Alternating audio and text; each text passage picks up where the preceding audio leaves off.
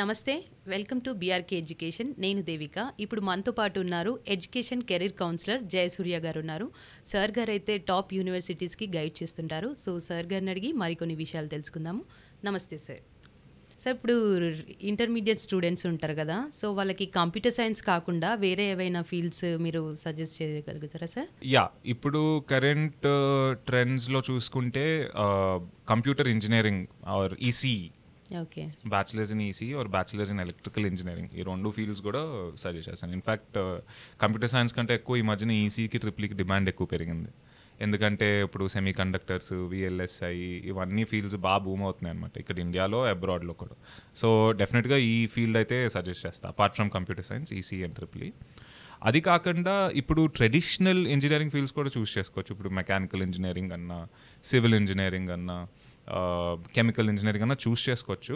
కానీ ఈ ఫీల్డ్స్లో ఏంటంటే కొంచెం నీష్ స్కిల్స్ డెవలప్ చేసుకోవాలన్నమాట. అంటే ఇప్పుడు మెకానికల్ ఇంజనీరింగ్లో నేను మెకానికల్ డిజైన్లో స్ట్రాంగ్ అవుతాను, సివిల్ ఇంజనీరింగ్ లేకపోతే నేను స్ట్రక్చరల్ ఇంజనీరింగ్లో స్ట్రాంగ్ అవుతాను, కెమికల్ ఇంజనీర్స్ నేను ప్రాసెస్ ఇంజనీరింగ్లో లేకపోతే పెట్రోలియం ఇంజనీరింగ్లో స్ట్రాంగ్ అవుతాను అని ఒక నీష్ చూస్ చేసుకుని ఉత్తి ఇంజనీరింగ్తో కాకుండా ఒక మాస్టర్స్ డిగ్రీ అలా పర్స్యూ చేసుకుంటే బాగుంటుంది. ఈ జాబ్స్కి ఇండియాలో అంతలా హైపే లేదు, ట్రెడిషనల్ ఇంజనీరింగ్ జాబ్స్కి అంతలా హైపే లేదు. సో ఇలాంటి వాళ్ళు ఎంఎస్ పర్స్యూ చేసి అబ్రాడ్లో కూడా ఇదేంటి జాబ్స్ చేసుకుని ఎక్స్పీరియన్స్ గెయిన్ చేసిన తర్వాత ఇండియాకి, మల్టీనేషనల్ కంపెనీస్కి ఇండియాకి మూవ్ అవ్వచ్చు అనమాట. సో అలా చేసుకోవచ్చు.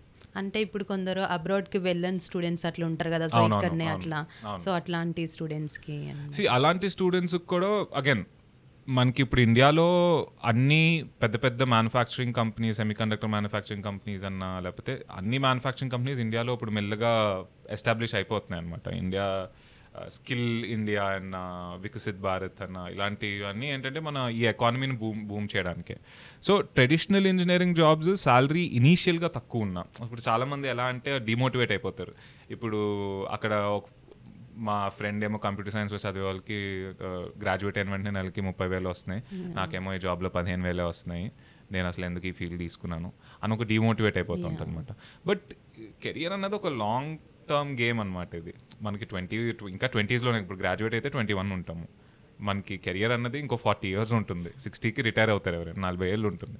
సో ఓవర్ ఇయర్ ఇప్పుడు మెకానికల్ ఇనీషియల్గా తక్కువ వచ్చినా కూడా ఒక 10 years ఎక్స్పీరియన్స్ తర్వాత వాళ్ళ శాలరీ వేరే లెవెల్ ఉంటుంది, వాళ్ళ కమాండ్ వేరే లెవెల్ ఉంటుంది. ప్లస్ ఈ ఫీల్డ్లో కాంపిటీషన్స్ కూడా తక్కువ ఉన్నాయి. ఇప్పుడు ట్రెడిషనల్ ఫీల్డ్స్లో కాంపిటీషన్ కూడా తక్కువ ఉంది, ఎందుకంటే అందరూ సిఎస్కి వెళ్ళిపోతున్నారు లేకపోతే అందరూ ఈసీకి వెళ్ళిపోతున్నారు.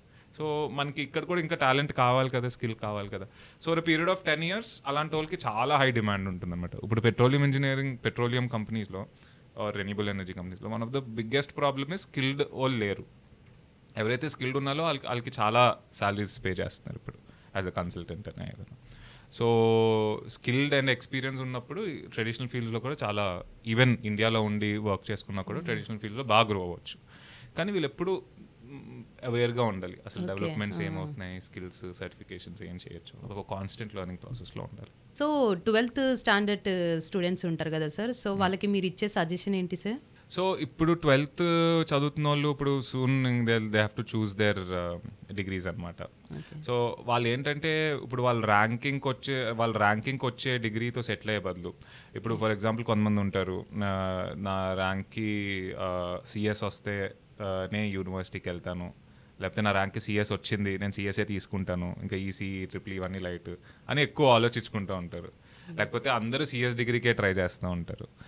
ఆ ర్యాంకింగ్ అబ్సెషన్తో వెళ్ళే బదులు యాక్చువల్లీ మీకు మీకు ఉన్న ఫీల్డ్స్లో మీకు ఏ ఫీల్డ్ కొంచెం ఫ్యాసినేటింగ్గా ఉంది, లేకపోతే కొంచెం ఆ మార్కెట్ అండర్స్టాండ్ చేసుకోవడము, క్వశ్చన్స్ అడగడము, కొంచెం ఆన్లైన్ రీసెర్చ్ చేసుకోవడము, ఆ ఫీల్డ్ గురించి తెలుసుకోవడము. అండ్ ఆ ఫీల్డ్లో కూడా ముందే ఆల్రెడీ నాకు ఈ ఫీల్డ్లో వస్తే నాకు ఇప్పుడు కాలేజ్ ఎవాల్యుయేట్ చేస్తున్నప్పుడు మీ కాలేజ్లో శాలరీలు ఎంత, మీ కాలేజ్లో హైయెస్ట్ ప్యాకేజ్ ఎంత, యావరేజ్ ప్యాకేజ్ ఎంత, ఇవన్నిటికంటే ఎక్కువ బ్యాచిలర్స్ డిగ్రీ అన్నది just foundation for your career అనమాట. సో అలా చూడకుండా అసలు మీ ఇంట్రెస్ట్ ఏంటి, ఆ ఫీల్డ్ అసలు ఇప్పుడు ఫర్ ఎగ్జాంపుల్ నాకు కార్స్ అంటే ఇంట్రెస్ట్, నాకు ఆటోమొబైల్స్ అంటే ఇంట్రెస్ట్, నేను దాని మీద చాలా టైం స్పెండ్ చేస్తూ ఉంటాను. సో ఏదో సిఎస్, ఐటీకో వెళ్ళిపోయే బదులు అలాంటిది ఎక్స్ప్లోర్ చేయండి, రైట్? ఎందుకంటే ఇండియాలో ఆపర్చునిటీస్ పెరుగుతాయి. సో మీకు చాలా మంచి ర్యాంక్ వచ్చినా కూడా మెకానికల్ తీసుకోండి.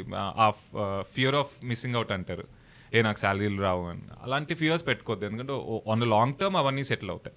Okay. That's my advice. So ఇప్పుడు గ్రాడ్యుయేట్ అయిన తర్వాత వాళ్ళకి ప్లేస్మెంట్ అనేది ఉంటుందా సార్ మరి స్టూడెంట్స్కి? సో ట్రెడిషనల్ మన ఇండియాలో ఛాలెంజ్ ఏంటంటే, ఇండియాలో ఇంకా ఛాలెంజ్ అది మెకానికల్, సివిల్ ఇలాంటి వాళ్ళకి గ్రాడ్యుయేట్ అయిన వెంటనే ప్లేస్మెంట్స్ అంత తొందరగా రావు. ఓకే. సో చాలామంది ఏం చేస్తారంటే బేసిక్ మళ్ళీ ఐటీ జాబ్స్కి అప్లై చేసుకుంటారు, ఓకే. లేకపోతే ఎంబీఏ పర్స్యూ చేస్తారు. ఎంబీఏ పర్స్యూ చేసి కొంచెం మేనేజర్ జాబ్స్ అలాంటివి, లేకపోతే జనరల్గా ఈ పబ్లిక్ ఇంజనీరింగ్ ఐఈఎస్ అని ఇంజనీరింగ్ సర్వీసెస్ ఎగ్జామ్స్కి అప్లై చేస్తారు, లేకపోతే గేట్ ప్రిపేర్ అయ్యి ఎంటెక్ అప్లై చేసి ఎంటెక్లో జాబ్స్ ఫైండ్ చేసుకోవచ్చు కదా అని ఉంటారనమాట.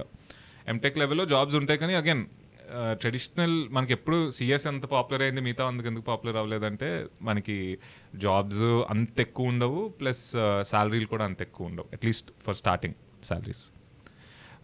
సో ఆ ఛాలెంజెస్ అయితే ఉన్నాయి. ఈ ఛాలెంజెస్ని ఇందాక అనుకున్నట్టు you have to focus on the long term. Okay. You have to be aware, research చేసుకుని ఎక్కువ జనాలతో నెట్వర్క్ చేసుకుని అసలు ఎక్కడ జాబ్స్ బాగున్నాయి. ఇప్పుడు ఆల్రెడీ మనకు ఇప్పుడు లింక్డ్ఇన్ ఉంది.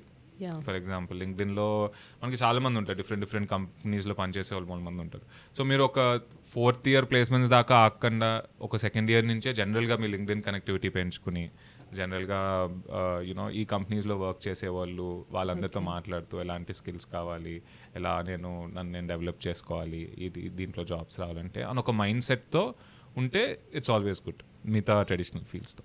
Okay. Thank you so much sir. Okay.